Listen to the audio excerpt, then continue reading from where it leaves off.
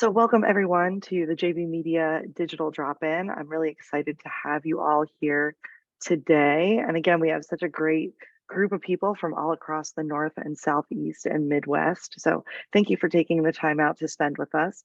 My name is Sarah Benoit. I'm the co-founder and lead instructor of the JV Media Institute, and I host these webinars every month. So for those of you who don't know, when we get done this programming by Friday, you will get a copy of the video as well as the slide deck that's going to be presented today. So you don't have to try to remember everything or take notes on everything. You will get kind of a little takeaway ebook, and you'll go back and be able to listen to our conversations.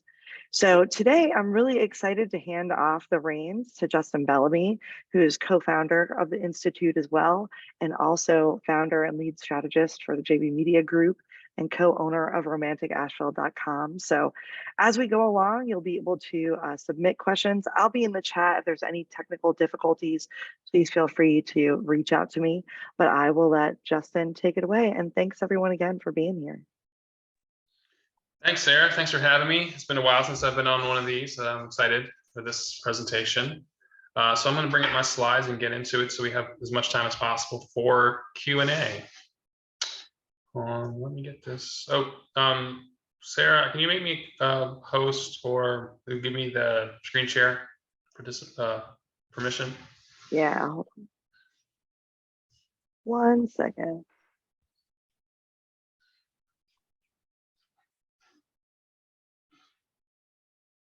Did that go through? Yep. All right. So here we go. All right. For those of you who don't know me, I'm Justin Belleme. I am the founder of the JV Media Group, which I started in 2010. Just passed my 10-year work anniversary a few weeks ago. And also the co-founder with Sarah of the JV Media Institute, of which this webinar is a part of.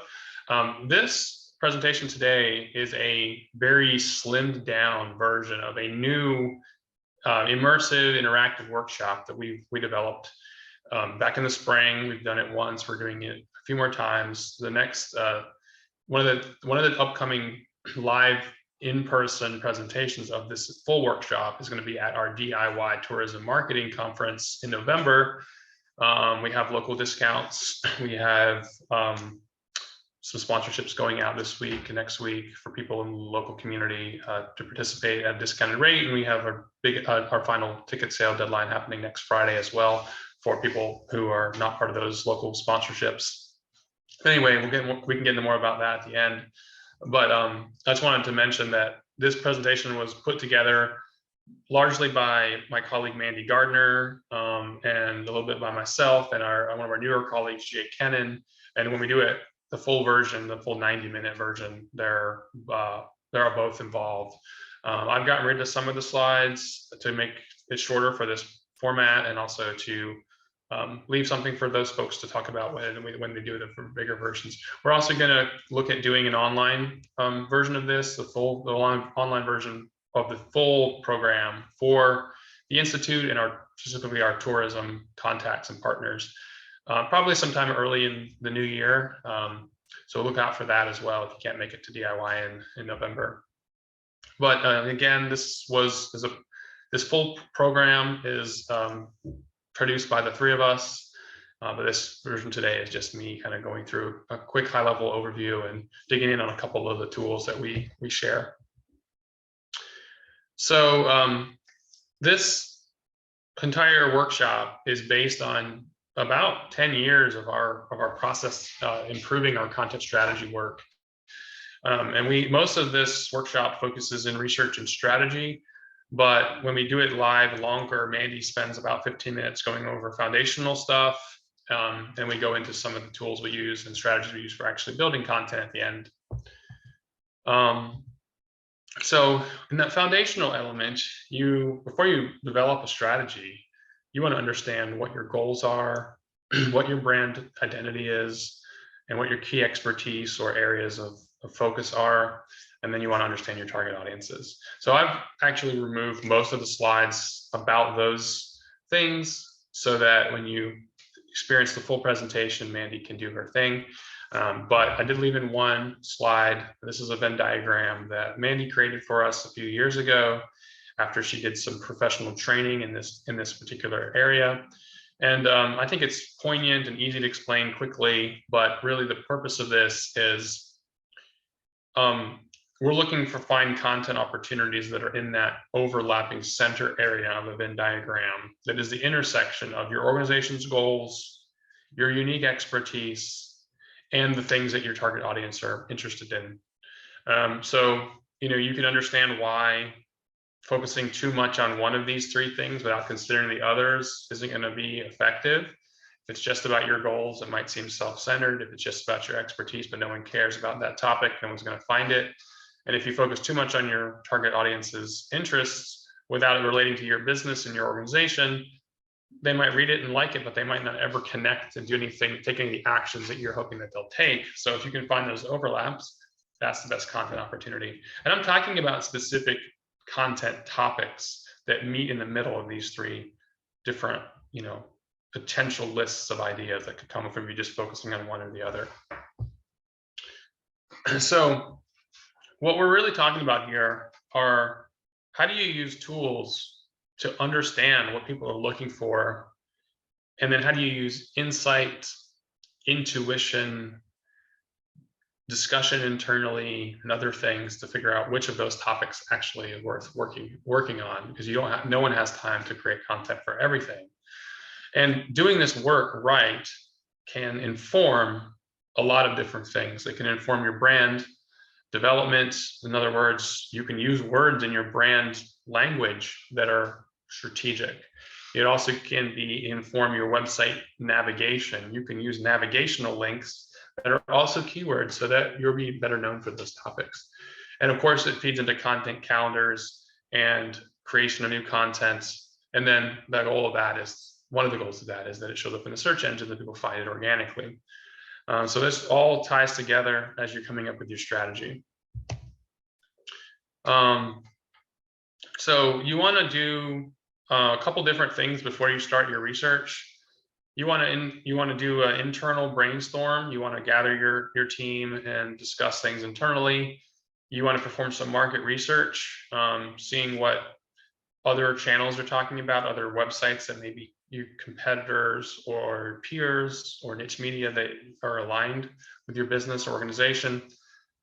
And then you want to look at your competitors directly and look for gaps. If a competitor is doing something really well, you're going to be playing catch up. But if they're maybe missing a topic or underserving a certain topic, that might be where you can shine.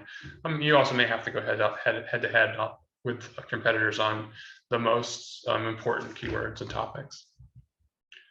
So I think I just pretty much said all this already, but you can start with your organization, brainstorm internally. This can be something that's really great to do at a quarterly planning meeting or annual retreat, or just as a standalone internal meeting. Then you look at competitors, then you use these tools that we're about to show. So one thing that's really critical to understand is the concept of search intent. Search intent means two different things. It can mean specifically what the person is looking for, and also where they are in their decision journey. So some search intents are research oriented, some are action oriented. And the keywords that people use, the descriptor words people use around their keywords can inform which of the search intents there are. But another important thing to note, which doesn't really come up as much in tourism, is words can mean different things. So I'll get into that in a minute, but first I just want to go over the different aspects of search intent. So like I said before, just like there's a marketing funnel, there's search intents can fall into different aspects of that funnel. So if someone's looking for informational, they're at the top of the funnel. They're like looking for overviews, guides, ideas, tips, list articles, things like that. Then they might actually be, once they found what they're looking for, they might be trying to navigate back to it. But their search might be very specific. They want to find a particular page or a particular brand or organization. Then they might be doing a comparison. they might be looking for a list of the best or the top, or comparing two different places to visit, or things to do within a community to try to plan their trip or things like that. And then there's when they're ready to make an action, they might be doing searches around, getting a discount, or buying something, or creating a reservation or a registration, or buying tickets. Those are, closer to the bottom. They're ready to buy. They may already know exactly what they're trying to buy, and they may be looking to make a decision quickly and make a purchase.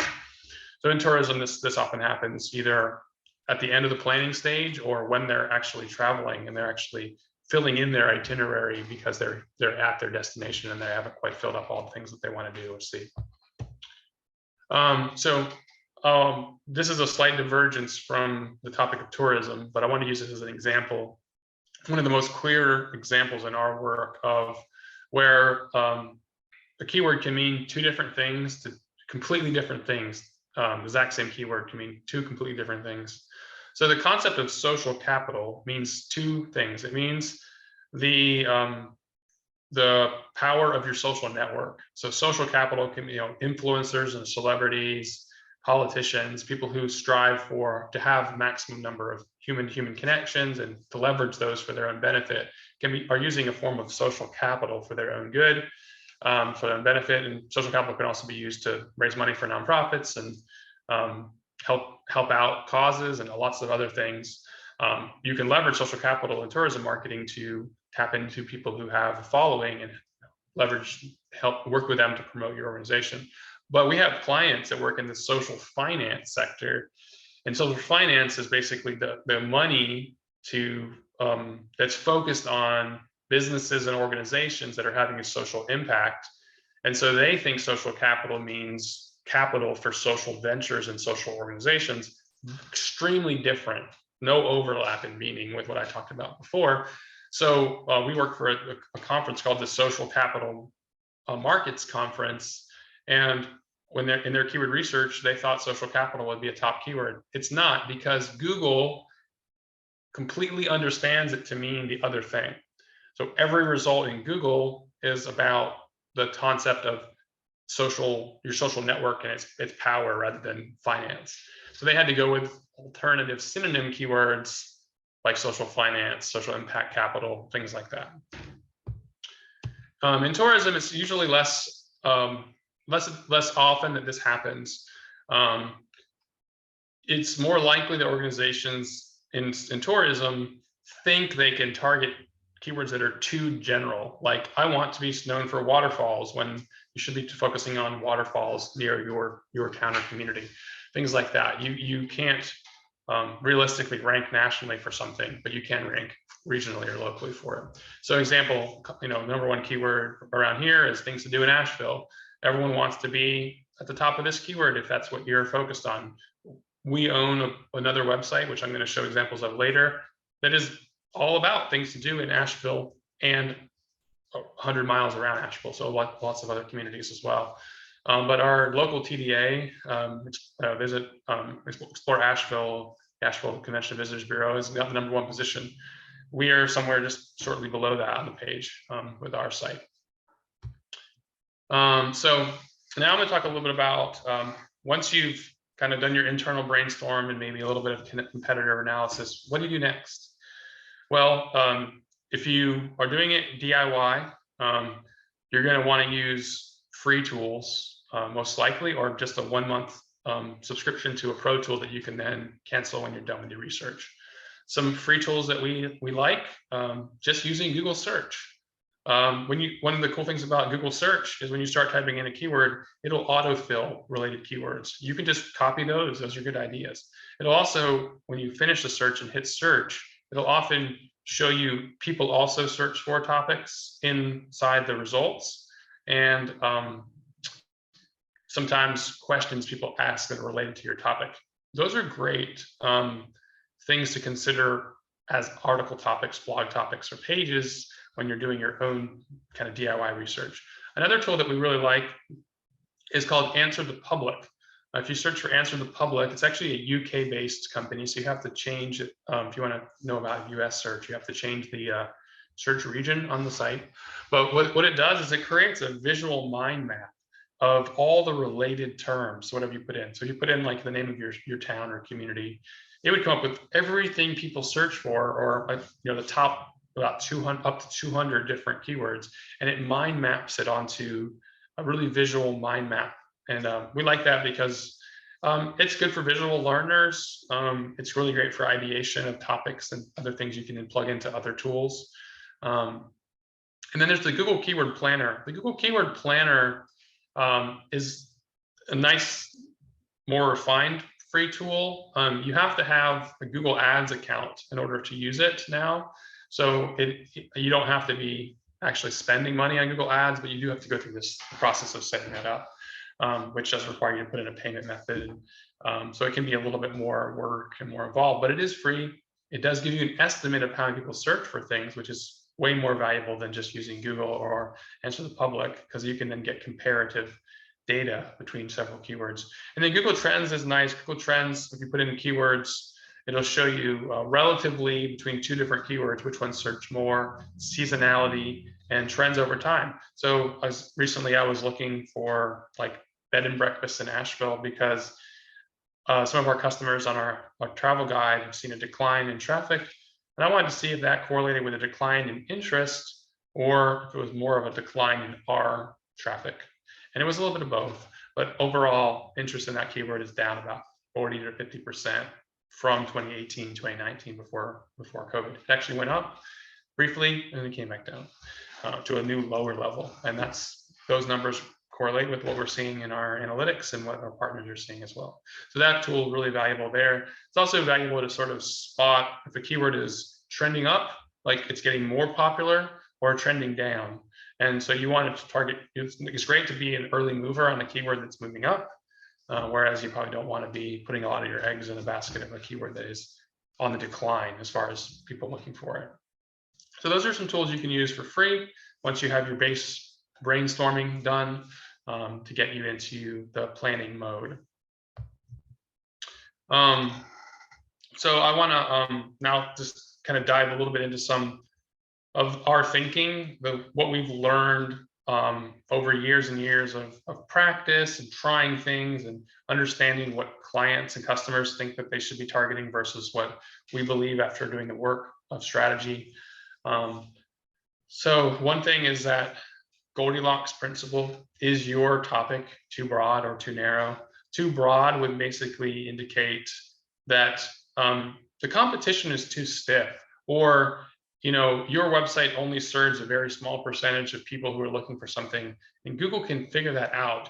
If you do rank for something, but the most people looking for it get to your site and don't find what they're looking for and they bounce, Google will lower you down because you aren't the best result. Something that's more general or broader on the topic would do better. So for just a simple example of that would be, we run Asheville, Romantic Asheville. We have content about the Smoky Mountains, but the most popular tourism destinations in the Smokies are in Tennessee, and we're in North Carolina. We only cover North Carolina. So we aren't necessarily gonna be the #1 result for Smoky Mountain travel, because we don't cover most of the most popular attractions and towns that people visit in the Smokies. Same is true for the Blue Ridge Parkway. We cover about a 200-mile or 150-mile portion of it from one end to about a third of the way down it. But there's a huge section of it that goes into northern, western North Carolina and into Virginia, which we don't really cover because it's outside of our coverage area. So we can do a good job of covering that. We can even provide resources for people who are looking for other parts of it, so that when they come to our site, they can jump off and not go back to Google, but we aren't going to cover things that are outside of our target area. So that's one consideration. Is your topic appropriate and too narrow would be, no one's looking for it, so don't put the time into it. There's less than 100 people looking for something per month. Most likely, it's not going to be a good use of resources to put a ton of time to building content for it. In some organizations that will go down to maybe a 20 search per month benchmark, but it depends on the organization, your goals, and how valuable one visitor is. If you're selling something that's worth tens of thousands of dollars, getting a few people a month that are really interested in what you have to sell might be worth it. If you're trying to get visitation, day trips and overnight guests, you need volume, even if you're a relatively small community. So you want to go after things that are appropriately balanced between too competitive, too high search versus too low. Another thing you want to consider is where the keyword aligns with the buyer's journey. In other words, where your content fits into their decisions will sort of associate with what calls to action or how it connects to other content. So if it's, I'm ready to book a visit to this community, then you want to put things like places to stay or things where they can enter to get a visitor's guide immediately. If it's something higher on the funnel, it might be join our newsletter or more broad type calls to action. So the next thing you want to do is, as you're starting to consider keywords for your strategy, you want to make sure you search them in Google. If you search something in Google and you don't see the kinds of results you expect, it means your search intent is off. And if you don't see the kinds of things you expect, your content probably wouldn't make it onto that first page.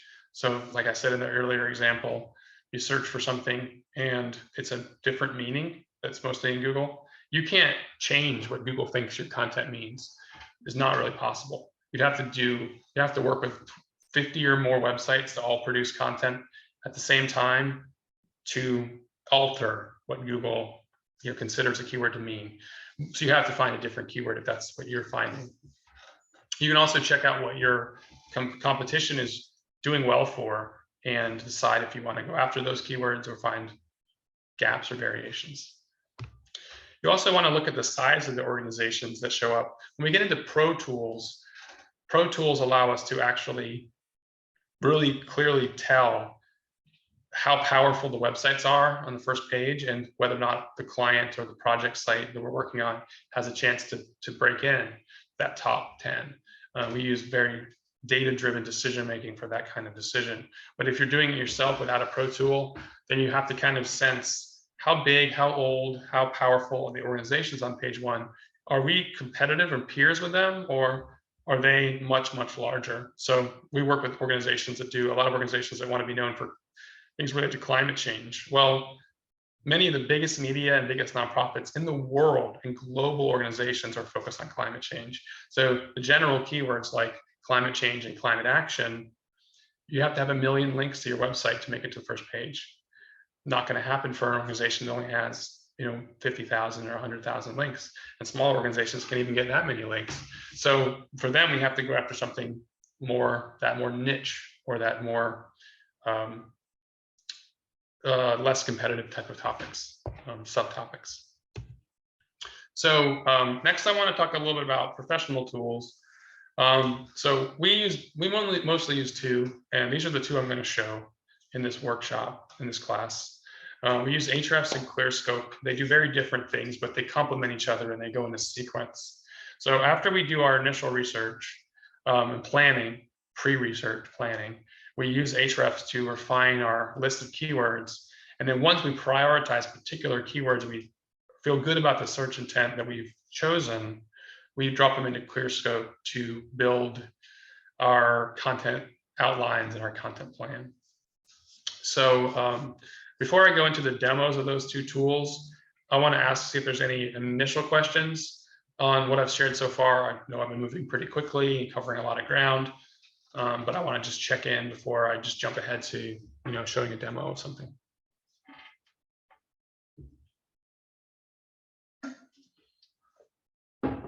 And let me just check the chat and see if anything has come up yet.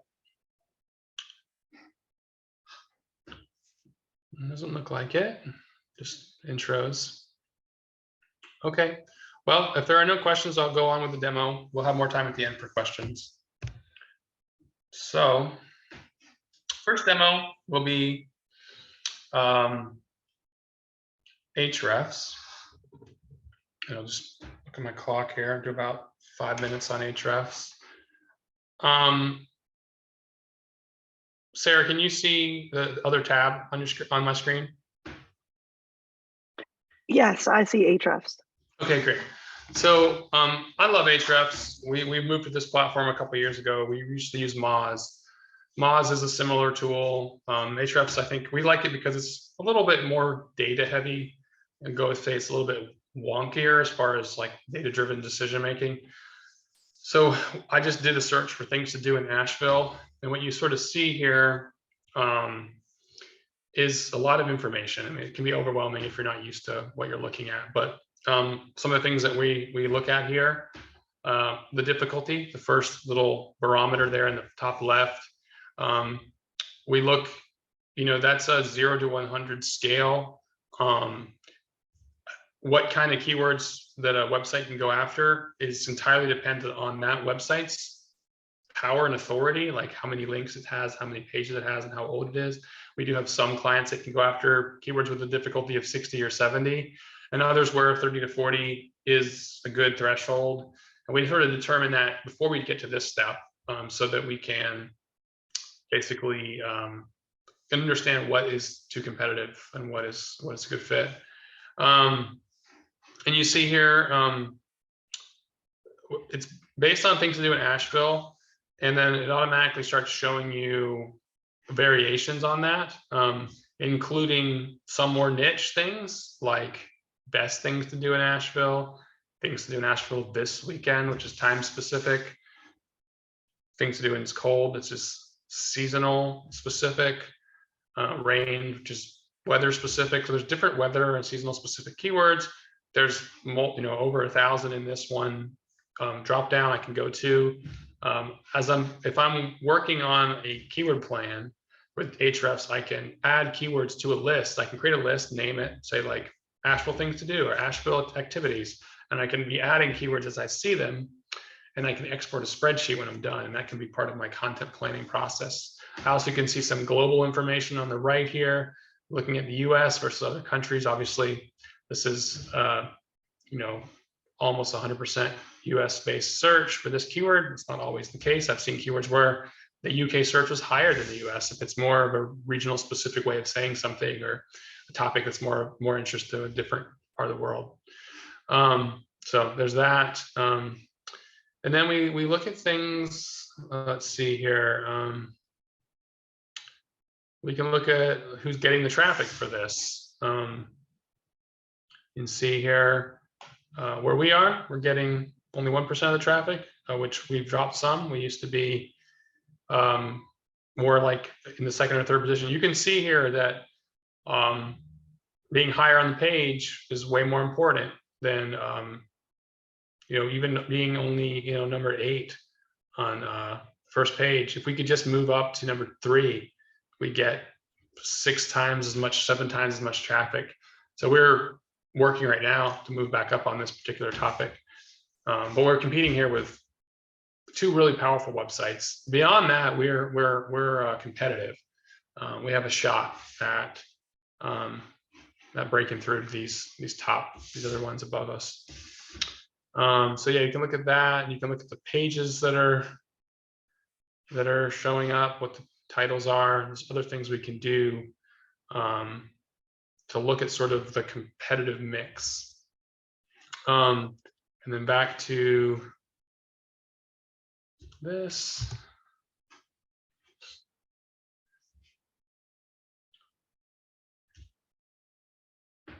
Let's see here. Actually, overview. Yeah, so this tool, we use this tool, we often spend between 5 and 10 hours in this tool per project to dig in and get a list of somewhere between 200 and sometimes up to 2,000 or 3,000 keywords. We can also use other tools to find keywords quickly, like we can use this tool to figure out what all the keywords a website ranks for and where they rank. And that can help us identify things where the site is on page 2 or 3, where more work on that keyword might break them into that top 3 or top 5.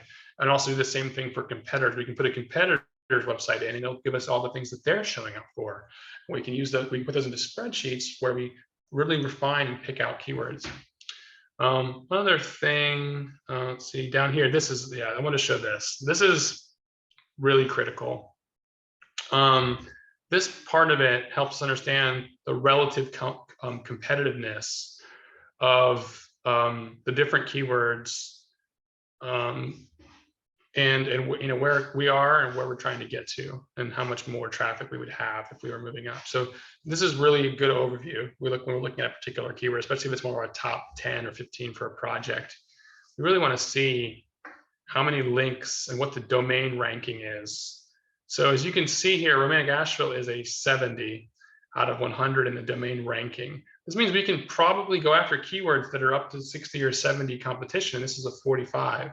And above us, only the top 2 outrank us here. So we really should be number 3. As we've seen before, number 3 being, if we can make it to number 3 and number 2, would be way, way more traffic, like 10 times as much traffic, maybe, or 5 times as much traffic. And so it's worth the effort. So that's something we're currently working on.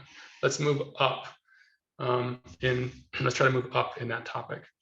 But if your client site, if your personal site is, you know, let's say you had a 30 out of 100 here, you're probably not gonna break through. Or if you have a 15, you're definitely not gonna make it in. If you have a 90, you happen to work for a large national organization, then it's gonna be easy to get up there. The higher your number is, the easier it is to move up. And then this correlates to how many backlinks and how many websites link to the page. So we are also relatively strong on backlinks, but we're getting beat by a couple of these higher sites, these newer websites, where you know, that's probably part of why they've moved past us. So I want to show that this is really critical. This is why we pay for these tools, because of this data. It's so important when you're making decisions about where to put your resources, that you have access to this kind of information. All right, so that's my demo for ClearScope. Oops, I didn't mean to stop sharing. I just meant to switch tabs. Let me get back to that. All right, so next, let's go to the next slide. So once you've started using that tool, you've basically identified your goals and you've defined your audience. You've done your research. You started to identify your competitors. You built your keyword list. You've uncovered your topics. You've understood your search intent. Now you're getting into strategy. You are reviewing the research to identify the best opportunities, and you're developing a content plan. And then eventually you will be creating content. You'll be building out things like new guides, which we call pillar pages, long form content, pages that are over 2,000 words. It comes to that pillar category. You might be seeing, oh, we have a page that's short and not very well optimized. And if we just expand and improve it, it could show up. We're doing blogs, podcasts, webinars. We're creating content that really answers the search intent or answers the audience's question on a topic we want to be known for. What do you do next? So next, you turn to a tool to help you understand what you need to write about to be considered by Google to be comprehensive. Google likes comprehensiveness. They're recently also liking new information. They came up with a new algorithm update this summer that favors new information. So you want to be both comprehensive and new and creative. You don't want to recycle a basic overview, because that's been done before, and that might get you, into the second page of Google, but it's probably not going to get you in the top 3. So now I'm going to turn back to another example of things to do in Asheville. So I took the things to do in Asheville topic that we were trying to rank for, and I have already ran a ClearScope report on it, and this is what comes back. It's really, really awesome tool that basically helps us plan and then grade our content. So at this stage, we're in the grading phase. I've actually pasted in the draft of our page on romanticasheville.com about this topic. And what shows up is our grade of an A-, our word count of 3,800 words, suggested target length is 24, so we're over that. We are on track for readability. This tool uses artificial intelligence and deep learning to understand. Basically, it crunches the first 30 results in Google, it reads everything on the first 30 website pages, and figures out what shows up on most of those pages. And that's what appears on this right-hand side. It's called semantic grouping of keywords. So the most important ones at the top, and then it comes down from there. So we basically, as you're editing in this tool, it'll check off the words you've used at least once. You want to follow that criteria, though. It says typical use range, so 2 to 4 times or 3 to 7 times, for example, the word North Carolina. So as you check more of those green check boxes off, your grade will go up. And the highest grade you can achieve is an A++ if you use most of the keywords in the list. So you can see we're using a lot of them, but we don't have anything about Vanderbilt. Happened to be, the Biltmore House was built by George W. Vanderbilt. We could have added that in. We could add things about getaways, got things about outdoor activities. I'm sure we talk about some of those on here, but we don't have that word in there. So that exactly, we don't have the Pinball Museum, which is a popular thing people are looking for. So it's actually be relatively easy for us to touch on most of these things on Romantic Asheville, because we have day trips, we have content about Pritchard Park, downtown. We are a travel guide, so we could add more of those in and get up to an A+, and hopefully then move up higher in the results. So whatever your topics are, often for content strategy, we will get to this level of depth on about the top 10 to 30 topics per year. So either 1 a month or up to 3 a month, we'll go to the level of using this tool.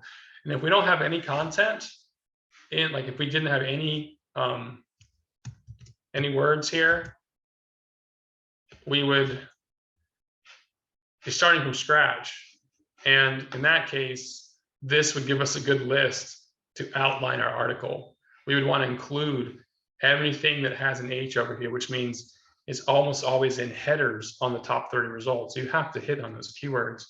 And then, really this, you can export this list and they rank, the export will rank keywords in importance from a 10 down to a 1. So we try to make sure we use all the ones that are ranked like a 3 to 4 or higher in the article. So if you haven't written anything yet, then you can easily use this to create outlines for writing guides or editing guides. We use it all 3 stages. We use it at outlining stage, the writing stage, and at the editing stage to try to achieve that A+. And you'll notice, this doesn't really encourage keyword stuffing. It encourages using a lot of different words 1 to 3 times, which makes your content comprehensive. You can't get there with well-written content without actually talking about all the things that Google identifies as relevant. So the exception to that is if, like I said, with things like regional or national topics, if you're focused really specifically on one area, one place, it's not going to make sense for you necessarily to talk about all those things. So you're probably not going to achieve that A+ grade. Therefore, you're probably not going to achieve that top 3 position because your website really isn't a comprehensive authority on that topic. Maybe just your local perspective on it, which is fine for your own visitors, but it's just not going to get you to #1 on Google. So that's why you want to find those keywords where you can justify the effort of being comprehensive, fully covering a topic, going deep on it, and providing some of the best content on the internet about it, because that's really what deserves to be in those top 3 positions. So this is a little bit about ClearScope. Both Ahrefs and ClearScopes are paid tools. They're both around $150 a month. You can get away with activating and deactivating them periodically throughout the year or once a year. If you're going to do a big strategy push, you do the strategy. You use ClearScope 1 month to get the reports for everything. You export the list and you have everything you need for the year. And for maybe $300 or $400, you can get all the tool use you need for the whole year. Or if you're like us and you're doing it every month, we're using different clients. We've actually run out of reports. We have to buy more reports some months. We have to delete old keyword lists from old clients because we run out of our keyword lists in our subscription for Ahrefs. So we over leverage these tools because they save us an immense amount of time. To put in perspective how much time this tool can save, trying to create this list manually requires reading 30 results of Google, which can take, each one takes 15 minutes to read. That's already 5 hours or so of reading. Then you have to, your brain has to process all the words you saw. You can be writing them down as you go, which I've done before. But I usually all you have, your brain can handle is writing down all the headlines and maybe key bullet points that you see. And then you have to combine that and try to figure out which ones are most important. You're talking about 5 to 7 hours of work to come up with this list of keywords on the right that this tool will create in 15 minutes automatically. It creates it through basically AI and just using a processor on the back end of the site. So that saves you time. And then you don't have to do any guesswork on trying to figure out what the gaps are, because they will be not checked off when you're finished your article with your content gaps are. And sometimes these content gaps are entire pieces of content on their own. You just have a summary on the guide and you go into a deeper dive on that one topic, and then you're more comprehensive as a site. So that is what we talk about when it comes to optimization and creating content. And that is it. That's my whole presentation. But I'll stop my share. I can reshare again if we're going to go deeper. We have just a few minutes left for questions, but I'm here if you have any.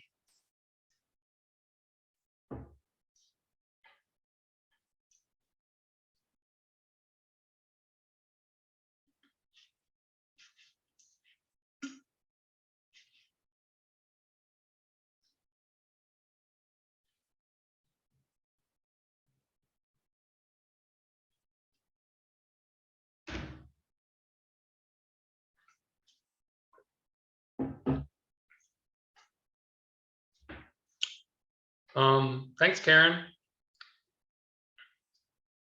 Looks like there's a question there. So I'll get to Karen's first. ClearScope, it's a great tool. I think it's $150 a month. It might have gone up a little bit.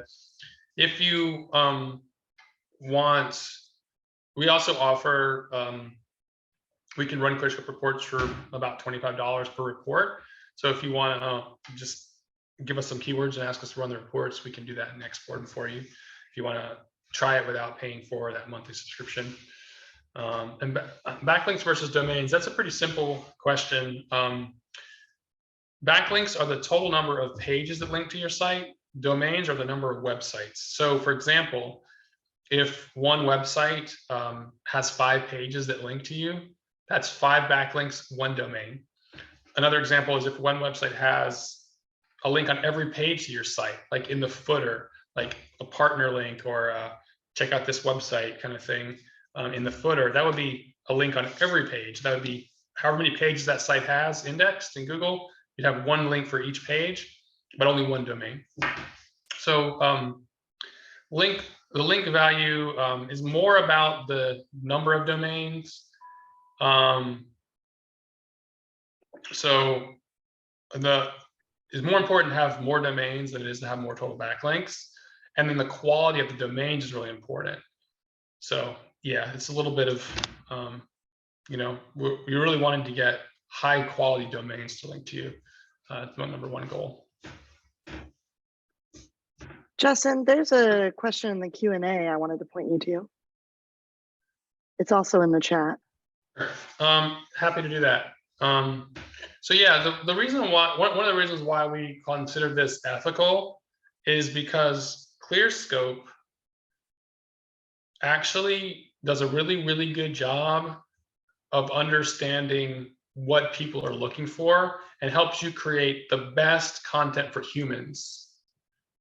If you follow unethical SEO strategies, it often goes into gaming the system, buying links, stealing content. There's a spectrum of ethics in terms of SEO and content. On the extreme end, people use automated tools to automate the link building process, to automate scraping and stealing content and like creating a mashup of content that's already out there, which Google's pretty good now at actually, not giving you much value and credit for. But we like ClearScope because it's real time and it's based on an actual analysis of everything that actually shows up. So it understands what Google wants, and Google's gotten a really good understanding what people want. So by proxy, you're writing about what people want. And that's really the best case scenario for content, is create what the people want and make sure it matches other like basic technical things. And then you'll be able to hopefully show up. There's other factors, but that's one ethical thing about it. We also think that organic search is an ethical strategy compared to paying for traffic, simply because there's definitely ethical concerns about these big tech companies. Google's better than some, but they still have issues. And so if you can get there organically, you aren't sending money to a company whose ethics are in question. You are also not having to spend your organization's hard-earned and hard-donated dollars on buying traffic. You can focus more on the human resources to create good content and other ethical strategies like partnering with other human beings who are influencers to do authentic connections and promotions rather than paying, Facebook, Instagram, Google, others. There's a place for that, but ethics, if you're really strict on your ethics, then you start to question some of those paid strategies. And hey, Justin, we've got a question from Karen, and I'm going to allow her to unmute really quick. Sure. Hi, Justin. Thanks for your great talk about ClearScope. And Yeah. One of the things I do is I do a lot of organic searches for patient advocacy issues, especially related trying to get medical records from organizations, which is impossible. Yeah. And so it would save me an enormous amount of time just to be able to pay you guys $25 and, let you look at my article that I create, just for an example. And it just takes me hours sometimes to research the literature. Do you know what I'm saying? Yeah. If we could do that for the $25 price point, you'd basically have to give us the phrase you wanted us to pull the report on, and we would just send you the report summary. If you want help determining what topics most people are looking for or things like that, that's a little bit more involved. That would be more of like a lightweight content strategy or keyword research project, which would be more expensive, but it still might be worth your while if it would save you a lot of time. Thank you. Thank you very much. Thank you. Yeah.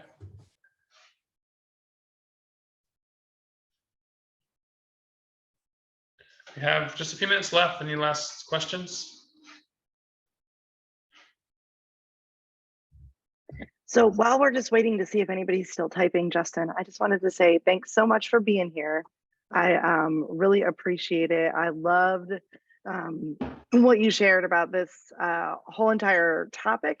And I think the workshop that you're going to be doing is really going to be amazing in the future. So high five to you and Mandy, who I know very well, and I know has done an amazing job on this type of work, and to Jake for putting this stuff together. And I'm really excited to see the workshop in the future. Thanks. We're excited as well. I'm grateful for the team for helping me put it together. It's based on previous workshops and things we've done. I was just trying to figure out the most effective way to teach while also showing the value of the pro tools that we have years of experience running and using for people who want to take the next step to get professional help on those levels. All right, so we're basically at time. I'm available. My email was on the screen, but it's justin@jbmediagroupllc.com. You can contact me about any questions, these tools, and I can connect you if you want to use. If you want to hire us to help you with learning these tools or tapping into our subscriptions on an as needed basis, we offer that for some of them, especially ClearScope, if you provide the words you want us to look up.